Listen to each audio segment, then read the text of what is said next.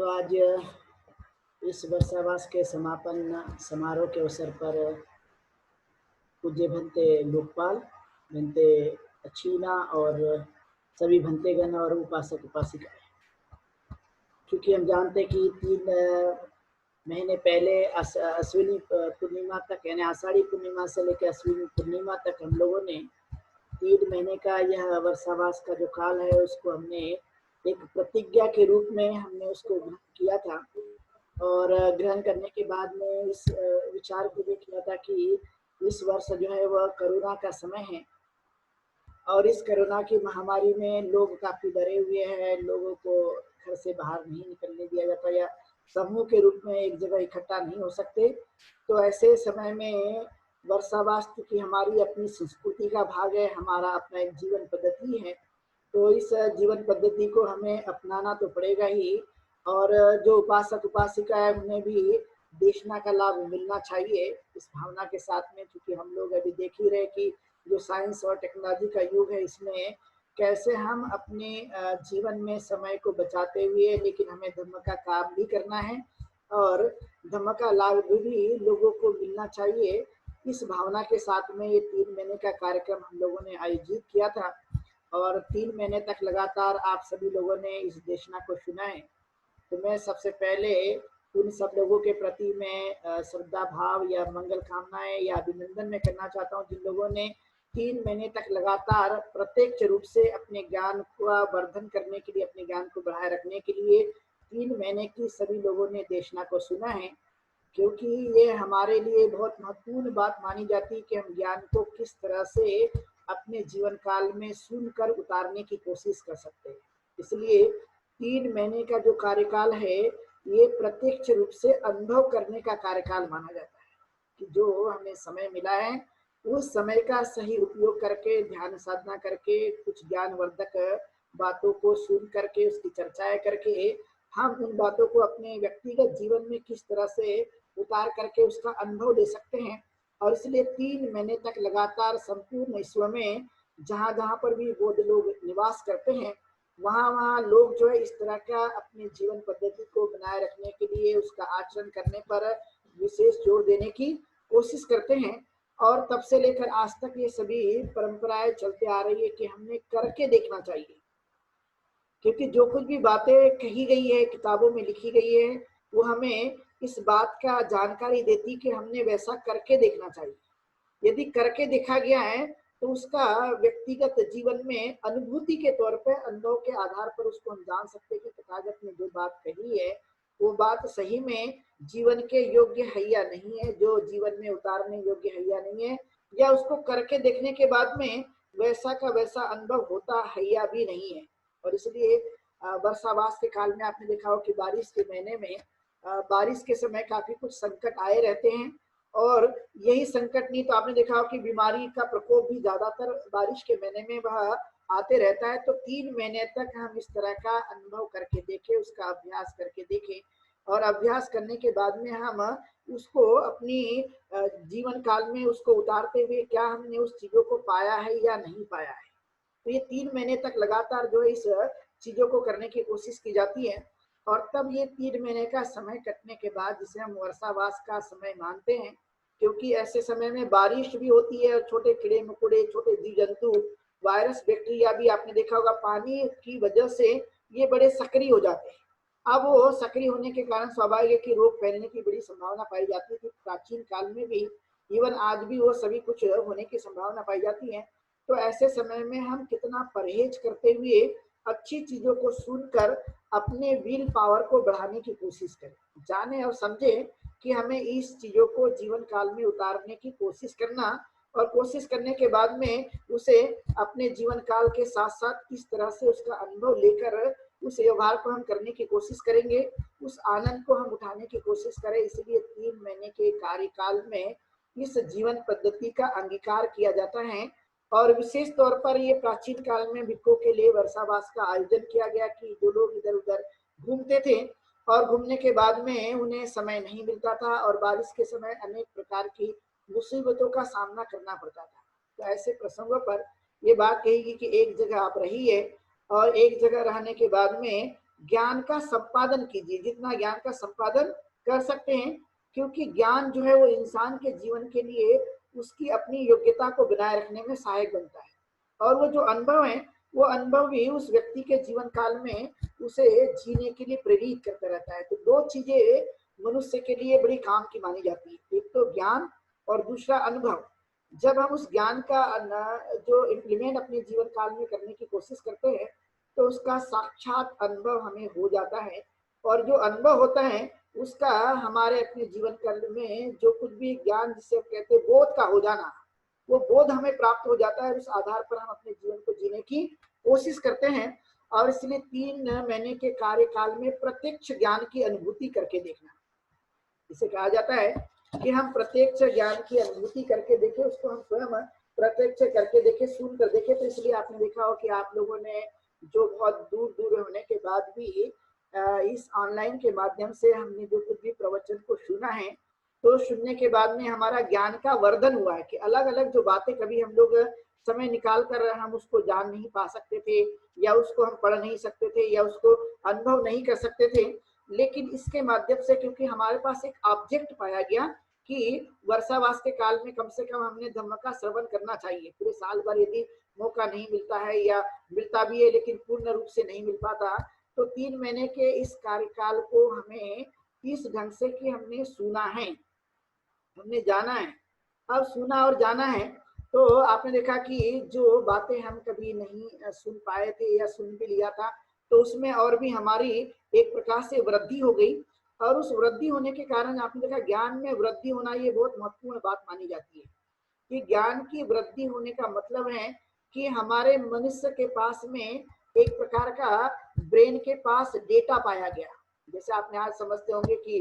यदि टेक्नोलॉजी की भाषा में दिया बात करें तो आपने देखा होगा डेटा पाया जाता है, और डेटा यदि है तो आप उसको इम्प्लीमेंट कर सकते हैं। तो उस तरह का ज्ञान एक प्रकार का वो महत्वपूर्ण एक प्रकार का डेटा है। और उस डेटे के माध्यम से हमारे अंदर जो कुछ भी इनपुट हुआ है, जो हमने ज्ञान लेने की कोशिश की है, तो ज्ञान लेने का मतलब कि हमने उसको प्रत्यक्ष रूप से लेने की कोशिश की, हमने उसका श्रवण किया है। तो श्रवण जब हमने कर लिया, वो ज्ञान हमारे पास आया है, और ज्ञान लेना बड़ा मुश्किल माना जाता है। और ये जब हमने ज्ञान लिया है तो उसको प्रत्यक्ष रूप से उसका अनुभव कर कर देखने की कोशिश करें कि ये ज्ञान हमने जो लिया है, इस ज्ञान का उपयोग हमारे दैनिक जीवन के लिए योग्य है या नहीं है। और जब ये योग्य है तो उसको बार बार बढ़ोतरी करके देने की कोशिश करना। इसलिए आपने देखा होगा दुनिया में सबसे ज्यादा लोगों को डर लगता है इंटेलिजेंट लोगों से, बुद्धिमान लोगों से। दूसरे व्यक्ति से डर लगता है जो चरित्रवान होता है, चरित्र जिसका अच्छा है। तो ऐसे दोनों ही लोगों से आपने देखा होगा कि ईश्वर में डर पाया जाता है। और वो हमारे अपने कार्य से, हमारे अपने कर्तव्य से वो चीजें हमें उत्पन्न होती रहती है। इसलिए ज्ञान बहुत महत्वपूर्ण चीज मानी जाती है। इसलिए ज्ञान का लेना ये बहुत महत्वपूर्ण पाया जाता है कि हमने जो कुछ भी श्रवण किया है, आपने देखा कि हमने लगभग 90 जो प्रवचन है, वो 90 प्रवचन को हमने आप लोगों के लिए अलग अलग विषय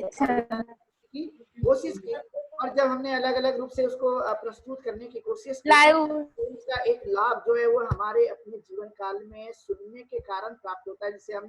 एक प्रकार से सूत्रमय प्रज्ञा कहते हैं। यानी सूत्रमय प्रज्ञा, उससे हमारी बढ़ने की संभावना पाई जाती है। बार बार बार बार किसी चीजों को जब हम सुनने की कोशिश करते हैं, तो सुनने की वजह से ये हमारे अंदर में सुनने की ताकत जो उत्पन्न होती है, उसका एक लाभ हमारे अपने जीवन काल में पाया जाता है। क्योंकि कभी कभी ये होता है कि हम स्वयं उन चीजों को नहीं कर पाते, लेकिन कहीं ना कहीं सुनने की वजह से जो कुछ भी हमें वो प्राप्त हो जाता है ज्ञान, तो वह एक प्रकार की सूत्र में जो कुछ भी हमारी प्रज्ञा है वो काफी मजबूत और विकसित होते रहती है। और ये इसके विकसित होने की वजह से हमारे अपने जीवन काल में काफी परिवर्तन आने की संभावना पाई जाती है। जैसे हमने मान लिया जाए कि बहुत सारे जो कुछ लोग थे, जो उपासक उपासिका, जो सुबह उठकर उन्होंने ध्यान साधना करने की कोशिश की, शाम को उन्होंने वंदना करने की कोशिश की, और शाम के फिर होता था प्रवचन उन्होंने सुनने की कोशिश की। तो आपने देखा होगा कि इतने समय के लिए कम से कम मनुष्य को एक अच्छी आदत लगी। और जब ये अच्छी आदत लगी तो हमने उतने समय में कुछ अच्छी चीजों को लेने की कोशिश की, तो वह एक प्रकार से हमारा मन संस्कारित होता है। और जब ये संस्कारित होता है तो एक प्रकार की हमारे अंदर में आंतरिक रूप से शक्ति बढ़ती है, और शक्ति बढ़ने की वजह से जीवन जीने में हमें सहायता मिलती रहती है। कि जब हम कुछ, कभी कभी हम जीवन में अनेक प्रकार के जो कुछ भी विचार उत्पन्न हो जाते हैं, और ऐसे समय में हमने मन के अंदर ही अंदर हार की भावना उत्पन्न होती रहती है। आपने बहुत बार ऐसा मन ही मन विचार किया होगा, या ऐसा समझने की कोशिश की होगी कि कभी कभी जो है वो हार की भावना उत्पन्न हो जाती है। लेकिन जैसे ही हम कुछ अच्छी बातों को श्रवण करते हैं, जब अच्छी बातों को हम सुनने की कोशिश करते हैं, तो ऐसे समय में आप लोगों ने ये देखा होगा कि हमारे अंदर की जो बलवती ताकत है उसमें हिम्मत आ जाती है। और जैसी हिम्मत आ जाती है तो फिर से लड़ने की जो ताकत है वो हमारे अंदर में आने की वजह से हम उस काम को और भी आसानी से करने की कोशिश करते हैं। तो कभी कभी इंसान के जीवन में एक छोर ऐसा होता है जो हमें ऐसे विचार आने की वजह से हिम्मत कमजोर हो जाती है। लेकिन जीवन में दूसरा छोर एक ऐसा होता है जो हम विचार करने की वजह से जो कुछ भी हमने जाना समझा है उसकी वजह से एक हिम्मत आती है, और करने की भावना उत्पन्न हो जाती है कि हाँ मुझे ये करना चाहिए और करके मुझे देखना चाहिए। जो होगा वो बात का विषय, लेकिन मुझे इस पर करने की कोशिश करना चाहिए। तो आपने देखा होगा कि चाहे वो रोगों से लड़ने की शक्ति हो, चाहे फिर गलत विचारों से लड़ने की ताकत हो, चाहे फिर वह कई अलग अलग विषमतावादी चीजों से लड़ने की ताकत हो, वो इंसान के अंदर में वह उत्पन्न हो जाती है। और उस उत्पन्न होने की वजह से हम उस काम को करने की कोशिश करते हैं। कभी हम सोचते थे कि हमें सुबह नहीं उठना चाहिए, इससे क्या होगा, मैं अपना पूरा आराम का जीवन जीते रहूं, मुझे क्या लेन देन है। कभी कभी आपने इस तरह के विचार मन में आते रहते हैं। लेकिन आपने यदि इस भावना को विकसित करने की कोशिश की कि नहीं, चाहे कुछ भी हो जाए लेकिन मुझे इस तरह का आधा घंटे का या 1 घंटे का समय मुझे अपने लिए देना चाहिए, स्वयं के लिए। मैं तो सारे संसार के लिए समय देता ही हूँ, लेकिन कम से कम मुझे अपने समय को सही उपयोग करने के लिए आधा से 1 घंटा मुझे अपने लिए लगा देना चाहिए। और वो जब समय हम अपने लिए लगाने की कोशिश करते हैं उसका परिणाम अपने व्यक्तिगत जीवन में पाए जाने की पूरी पूरी संभावना होती है। क्योंकि उससे मन जो है वो पूरी तरह से प्रशिक्षित होता है, और वो प्रशिक्षित मन होने की वजह से हमारा जो दैनिक जीवन में जो कुछ भी उतार चढ़ाव, सुख दुख या लाभ या हानि के जो कुछ भी संकट मंडराते रहते हैं, तो ये चीज हमने ले ली और ये व्यवहार हमारा बन चुका है। तो उसके कारण हम लोग अपने जीवन में जो कुछ भी इस तरह की परिस्थितियां निर्माण हो जाती है, तो उसमें हमारी सही समय पे हमारी विवेक बुद्धि काम करती है। और जब विवेक बुद्धि काम करती है तो उसको हम, जिसे कहते हैं हम अच्छी तरह से डील कर देना, कि हम उस कार्य को अच्छी तरह से डील कर देते हैं। और ये डील करना यानी हमारे अपने विवेक बुद्धि का परिणाम है। और वो हमने अपने स्वयं के उस अनुभव से कार्य को करते हुए करने की कोशिश की है। और इसलिए ये उत्तम मार्ग के लिए कहा जाता है कि हमने इसका अभ्यास पर जोर देते रहना चाहिए। और जब जब भी हमें समय मिल जाए तब तब भी हमने इसकी प्रैक्टिस पर जोर देना चाहिए। जब हम इस प्रैक्टिस पर जोर देते हैं इसका लाभ हमारे व्यक्तिगत जीवन में बहुत अधिक पाया जाता है, अधिक होता है। और वो अधिक होने की वजह से हम अपने कार्य को आसानी से करने की संभावना पूरी तरह से पाई जाती है। और इसलिए 3 महीने के कार्यकाल के लिए तथागत ने विनय बताया, नियम बनाए कि नियम यह है कि 3 महीने तक आप इस तरह का ज्ञान का संपादन कीजिए और अपने आप को तपाने की कोशिश कीजिए, अपने आप को उस योग्य बनाने की कोशिश कीजिए। तो एक प्रकार का ये प्रैक्टिकल अनुभव है, ये प्रत्यक्ष ज्ञान दर्शन है। इस प्रत्यक्ष ज्ञान दर्शन को करने के लिए तथागत ने उनके लिए समय दिया। तो फिर कालांतर में उपासक उपासिका को भी लगा कि भिक्षु लोग तो इस तरह का करने की कोशिश ही करते हैं। तो फिर तथागत के बाद जो है भिक्षु संघ ने करने की कोशिश की, और फिर कालांतर में उपासक उपासिका ने भी उस अनुभव को लेने के लिए प्रत्यक्ष उन्होंने भी उस तरह का अनुभव लेने के लिए उन्होंने भी उस तरह का अभ्यास करना शुरू कर दिया। जैसे आपने देखा हो कि हम लोग उपोषशील जिसे अठशील कहा जाता है, वो अठशील लिया गया, धम्म का श्रवण किया जाता है, फिर सुबह उठकर जो है वो ध्यान साधना का अभ्यास किया करते हैं। अब ये जब करते हैं तो करने के कारण जो कुछ भी हमारी आदत बन चुकी होती है, संस्कार बन चुका होता है, वो संस्कार हमें अपने जीवन काल में कुछ और बातों को लेने की कोशिश करता है कि हमें लेना चाहिए। क्योंकि मनुष्य का जो मन है या जिसे हम ब्रेन आज के समय में कहते हैं, इसमें जितनी चीज हम डाल सकते हैं वो डालने की कोशिश करना है।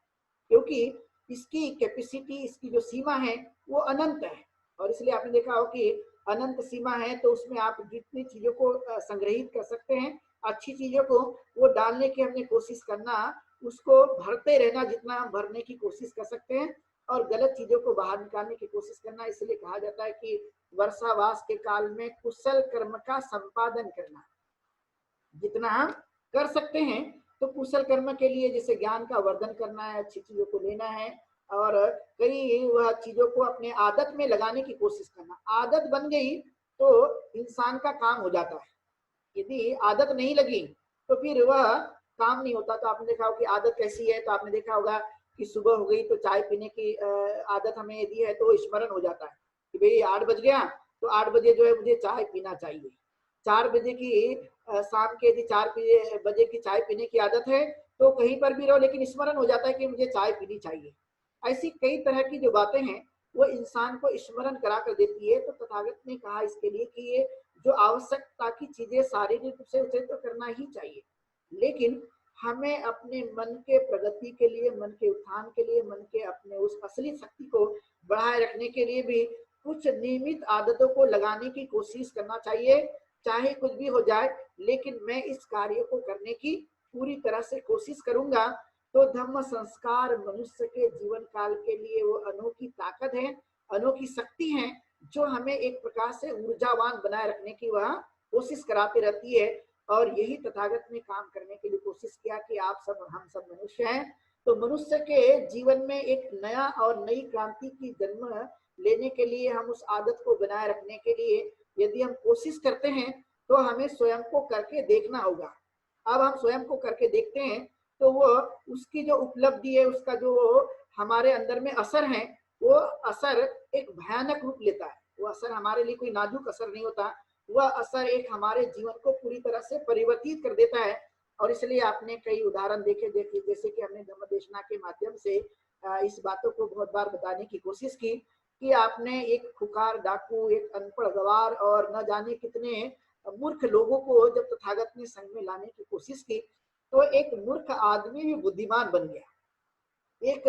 खतरनाक डाकू भी वह अपने जीवन में जो हरकतें करता था उसमें बदलाव लाके एक अरहत पद को प्राप्त कर दिया। तो कहने का तात्पर्य और बताने का तात्पर्य इससे ये है कि गलत भी आदमी जब इन संस्कारों को अभ्यास में लाने की कोशिश करता है तो उसके अंदर में भी एक क्रांतिकारी परिवर्तन आने की संभावना पाई जाती है। इसलिए जिस समय में लोगों ने इस देश की सामाजिक व्यवस्था के आधार पर यदि हम बताने की कोशिश करें तो आपने देखा हो कि जिन लोगों को शूद्र समझा गया, जिन लोगों को नीचा माना गया, लेकिन उन लोगों ने मेहनत करके, कष्ट करके, अभ्यास करके, परिश्रम करके जब उन्होंने पढ़ाई लिखाई करना शुरू कर दिया तो जिन लोगों को अछूत कहे जाते थे या जिन लोगों के साथ में वैसा व्यवहार किया जाता था, आपने देखा हो कि उन लोगों ने एक क्रांतिकारी परिवर्तन की कोशिश की। जब उन्होंने इस तरह के अभ्यास पर अपने मन को लगाने की कोशिश की तो वह आदमी जो शूद्र कहा जाता था, नीचे तबका का कहा जाता था, उनके जीवन में आप स्वयं ही आंखों से देख सकते हैं क्या उनके जीवन में परिवर्तन आया या नहीं आया। तो इसका उत्तर साक्षात हमें दिखाई देता है कि परिवर्तन आया है। और इसलिए परिवर्तन का सिद्धांत मनुष्य के जीवन में वो कभी भी लाया जा सकता है, कभी भी आ सकता है, उसकी कोई सीमा नहीं है, बशर्ते मनुष्य को उसका अभ्यास करने पर जोर देना चाहिए। जब जब भी जोर दिया जाएगा तब तब भी परिवर्तन की संभावना आ सकती है, और जब जब भी हिम्मत के साथ में उस कार्य को किया जाएगा तब तब भी आपने देखा हो कि एक बड़ी परिवर्तन की शुरुआत मनुष्य के जीवन काल में आ सकती है। और यही करने के लिए तथागत ने बार बार जोर देते हुए मनुष्य को, और जो जानते थे नहीं समझते थे उनको उन्होंने हमेशा बताने की कोशिश की, और बताने के बाद में उन्होंने उस ढंग से अभ्यास पर जोर दिया तो पाया गया कि यह जीवन हमारा बदला हुआ है। और इसलिए आप इस बात को अनुभव के तौर पे जानकर समझ सकते हैं कि जो ज्ञान हमारे पास नहीं है लेकिन उसको हमने अध्ययन करके या पढ़ाई करके या सुन करके यदि हमने लिया तो ज्ञान की वृद्धि होती है या नहीं होती है। अपने आप से जब हम पूछते हैं तो पाया गया कि ज्ञान की वृद्धि होती है। जो हम लोग जानते नहीं थे, समझते नहीं थे, लेकिन उसको भी हमने करके देखा तो उसमें हमारे अंदर में एक प्रकार की वृद्धि हुई है। और इसलिए तथागत का यहाँ पर जोर था कि हमें अभ्यास पर विशेष जोर देने की कोशिश करनी चाहिए, जितना हम दे सकते हैं। ज्ञान को लेने के लिए मनुष्य ने कभी भी कमजोर नहीं होना चाहिए या कंजूस नहीं बनना चाहिए। जिस काम में कंजूस बनना हो तो कुछ काम में बन सकते हैं, लेकिन ज्ञान को लेने के लिए, अच्छे कार्य को करने के लिए, कुशल कर्मों को करने के लिए मनुष्य ने कभी भी कंजूस नहीं बनना चाहिए, बल्कि अपने दिल को खुला करके उसे लेने की कोशिश करना चाहिए, जितना हम ले सकते हैं। यानी ये कहा जा सकता है कि हम अपने दिल को बड़ा बनाएं और बड़ा बना करके उसे बार बार लेने की कोशिश करें, जितना हम ले सकते हैं अपने जीवन काल में। तो यही खास महत्वपूर्ण बात जो है वो वर्षावास के काल में करने की कोशिश की जाती है कि हम सद्धम्म का श्रवण करें, अच्छी संगति पर जोर दें। यदि हमने श्रवण किया, अच्छी संगति पर जोर देने की कोशिश की, तो इसका लाभ हमारे अपने व्यक्तिगत जीवन में पाया जाता है। जब व्यक्तिगत जीवन में स्वयं को लाभ होता है, उसका ही असर सामाजिक लेवल पर स्वाभाविक रूप से पाया जाता है कि जब हमने इस चीज को समझा है, जाना है। तो आपने देखा होगा कि जो कुछ भी पहले से लड़ाई झगड़े होते थे, अनेक प्रकार के मतभेद होते थे, अनेक प्रकार की दिक्कतें पारिवारिक और सामाजिक रूप से पाई जाती थी, और अनेक प्रकार के संकट भी आए जाते थे। लेकिन जब हमने इस सभी चीजों को सुनकर हमें इम्प्लीमेंट करने की कोशिश की, तो ऐसे समय में हमने प्रेम की, दया की, करुणा की, मैत्री की बातें सुनी, तो कहीं ना कहीं मनुष्य जो है करते समय कम से कम थोड़ी देर के लिए घबराता है, डरता है, और उसे याद आता है कि नहीं, मैंने तो मैत्री, करुणा और दया की बातों को मैंने सुना था, तो उस पर करने पर जोर देता है। जब ऐसी नौबत भी आ जाए तो आपने देखा हो कि उस समय में उसको स्मरण होगा और वो करने से कहीं ना कहीं संयमित हो सकता है। तो इसलिए 3 महीने का जो जीवन का जो संयम है, ये हमारे अपने और जीवन को जीने के लिए प्रेरित करता है, क्योंकि हमने उन चीजों को लेने की कोशिश की है। तो ये जो जीवन में संयम हमने बरता 3 महीने के लिए, तो कहीं ना कहीं हमारे अपने जीवन को बदलने के लिए, अपने जीवन को बदलने के साथ में ऊर्जावान बनाए रखने के लिए, ज्ञानवान बनाए रखने के लिए, और शीलों का अभ्यास करने के कारण शीलवान बनने के लिए हमने ये 3 महीने के कार्यकाल में जो कुछ भी हमने अध्ययन किया, परिश्रम किया, प्रशिक्षण लिया, ये हमारे लिए हमारी अपनी खुद की अद्भुत ताकत है। और इसे बार बार करने पर हमें जोर देते रहना चाहिए, जिससे हम अपने जीवन काल में अनोखी ताकत का निर्माण कर सकते हैं। और इसलिए तथागत ने जो बात मूलभूत कही थी, जो मुझे खुद भी व्यक्तिगत रूप से मुझे बहुत वो पसंद आती है, मैंने खुद अनुभव करके उसे देखने की कोशिश की है, जो उन्होंने कहा कि अत्ता ही अतनो नाथो तू ही नाथो परोसिया, कि मनुष्य स्वयं का मालिक स्वयं है, संसार में उसका कोई मालिक नहीं। इस बात को यदि हम गहराई से समझने की कोशिश करें, किसी काल में ये बातों को बताया जाता था कि ईश्वर मनुष्य का सब कुछ करता धरता है, वही संसार को चलाता है। लेकिन जब हमने इस बातों को समझकर इस पर अनुभव के तौर पर इसे देखने की कोशिश की, तो पाया गया कि मनुष्य जो है वो अपने जीवन का स्वयं ही शिल्पकार है, स्वयं ही वो अपना करता धरता है, स्वयं ही वह मालिक है, उसका संसार में कोई अन्य मालिक नहीं। ये खास गंभीर रूप से मनुष्य की चेतना को जगाने के लिए तथागत ने बताई है कि आप जागो और जाग कर इस पर विचार करने की कोशिश करो कि कोई नहीं है, कोई आपको रक्षक बनकर नहीं आएगा, आप स्वयं ही करते करते उन सभी चीजों को आप कर सकते हैं। और इसलिए तथागत ने ऐसे समय में पूरी ईश्वरी ताकत को ही पूरी तरह से खंडन करते हुए उस ईश्वरी ताकत को ही पूरी तरह से नकार दिया। ये कोई ऐसी अद्भुत ताकत नहीं है, ऐसा कोई दुनिया में कोई पराक्रम ही नहीं है जो आपके जीवन को नियंत्रित कर सकता है, बल्कि आपके अंदर की जो चेतना है, जो आपका मन है, वही आपको उन्नत शिखर तक पहुंचाने की कोशिश करेगा। वो अद्भुत ताकत को इंसान को पहचानने की जरूरत है, समझने की जरूरत है। जब हम इन चीजों को करते करते हम लोग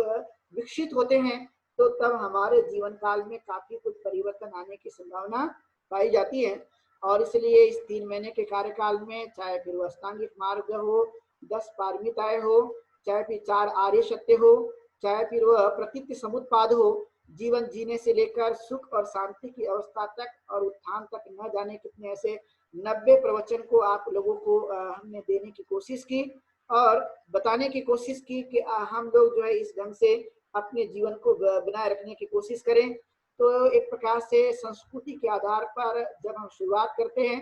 तो शुरुआत का कोई अंत तो नहीं होता, वो कहीं समाप्त नहीं होता, लेकिन अपनी संस्कृति के रूप में हम अपने लोगों को जागरूक बनाए रखने के लिए इस मौके पर कहीं न कहीं इकट्ठा होने के लिए कम से कम कि हमने 3 महीने का जो शेड्यूल बनाया था, चूँकि आषाढ़ पूर्णिमा से अश्विन पूर्णिमा तक, तो ये अब समाप्त होता है और इसलिए इसको एक सामूहिक डिक्लेरेशन जिसे कहते हैं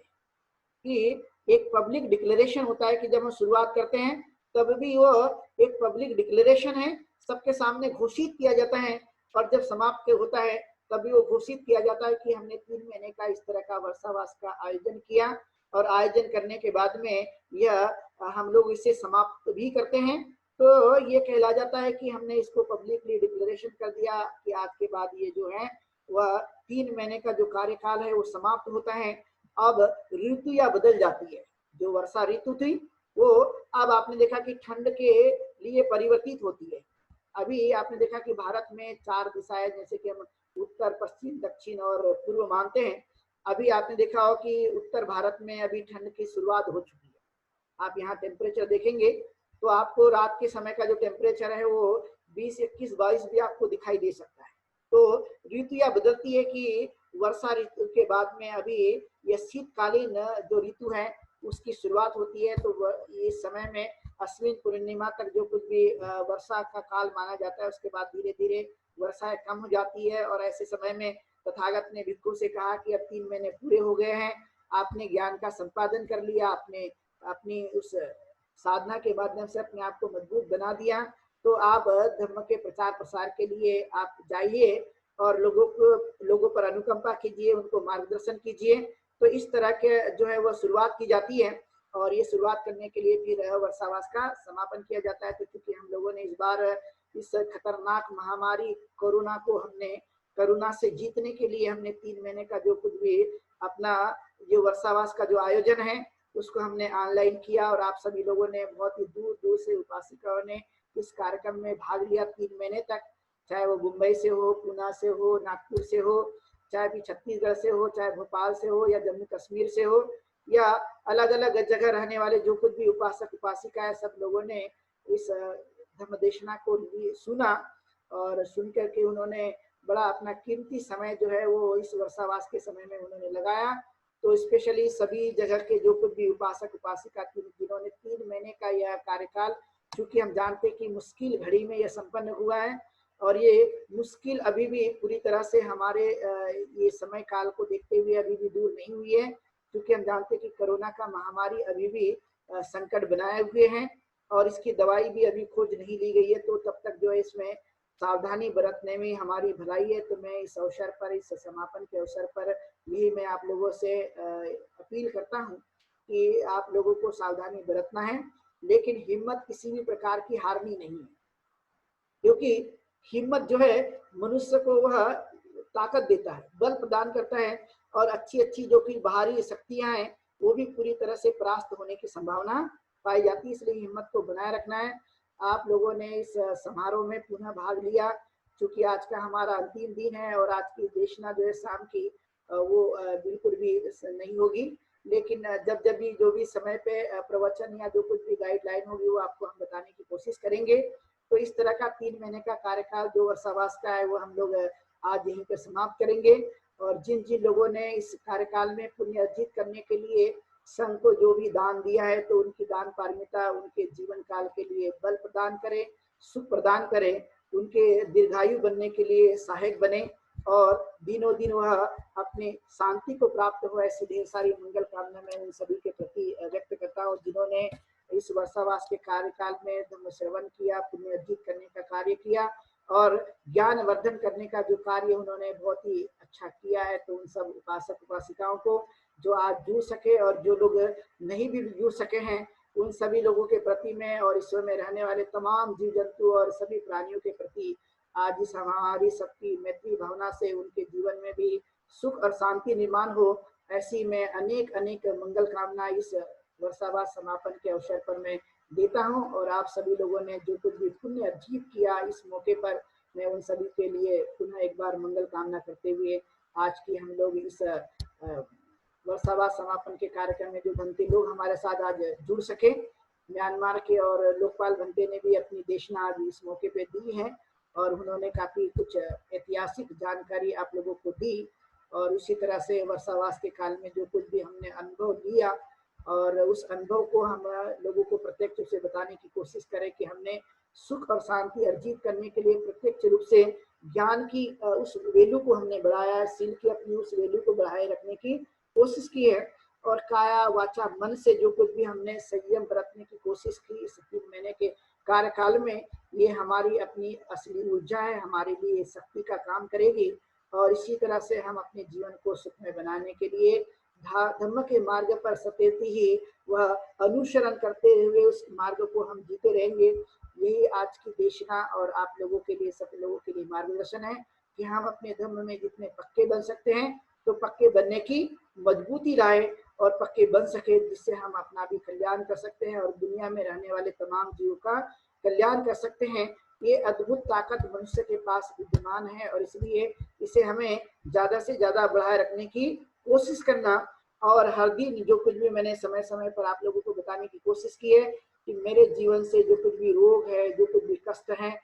जो कुछ भी दुख है और जो कुछ भी संकट है, वो मेरे जीवन से ही समाप्त हो जाए, इस तरह की भावना को हमें बार बार निर्माण करने की कोशिश करना चाहिए, क्योंकि मेरा जीवन बड़ा अनमोल है। और इस अनमोल जीवन को जब हम सही ढंग से जीवन को जीने की कोशिश करते हैं तो हमारा जीवन भी एक अनमोल बन जाता है। इसलिए राग द्वेष मोह जो कुछ भी मनुष्य के जीवन के लिए जो हानिकारक बातें हैं, उस हानिकारक बातों को ही हम तथास्तु कर देंगे और अपने जीवन को अच्छे धर्म के मार्ग पर बढ़ाए रखने की हम बार बार कोशिश करते रहेंगे। यही अनुभव है जो हमारे अपने जीवन को बदलने के लिए सहायक होता है। और जितना हो सके तो धार्मिक इस आंदोलन में, जो कि बाबा अम्बेडकर ने इस आंदोलन को हमारे हाथों में सौंपा है, इस माध्यम से भी उसे हम पूरा करने की कोशिश करेंगे। तो यही हमारा आज का यह समापन का जो अवसर है वो हम ये लोग यहीं पर समाप्त करने की कोशिश करेंगे। सब लोगों ने बड़े बढ़ चढ़ करके हिस्सा लिया, सब लोगों का अभिनंदन, सब लोग के लिए ढेर सारी मंगल कामनाएं।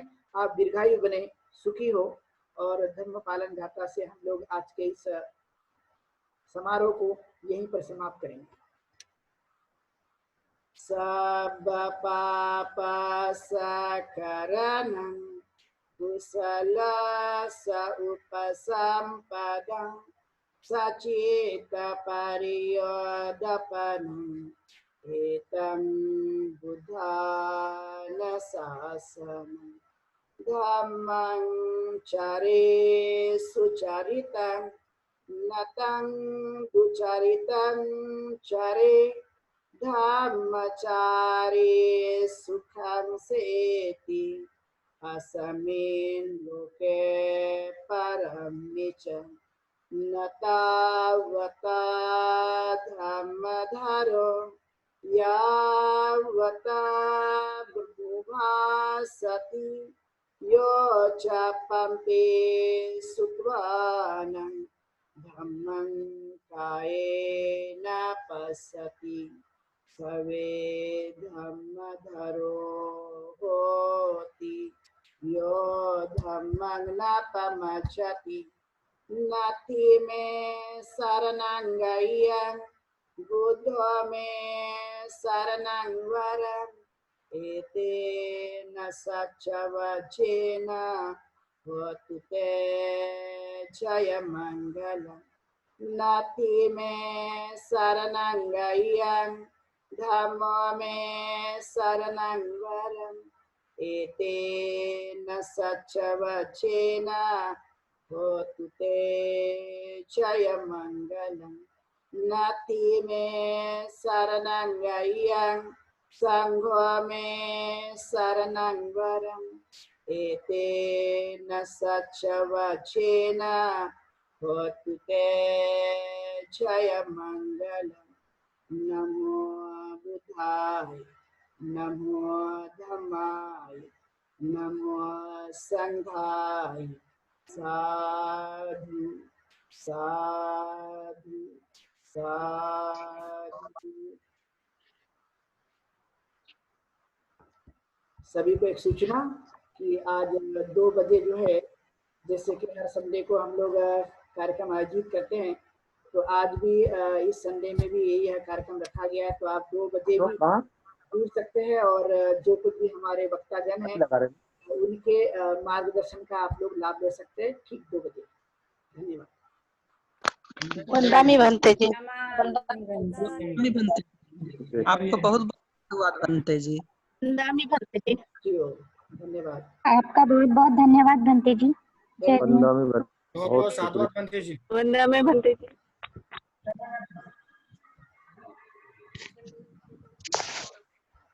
साधुवाद।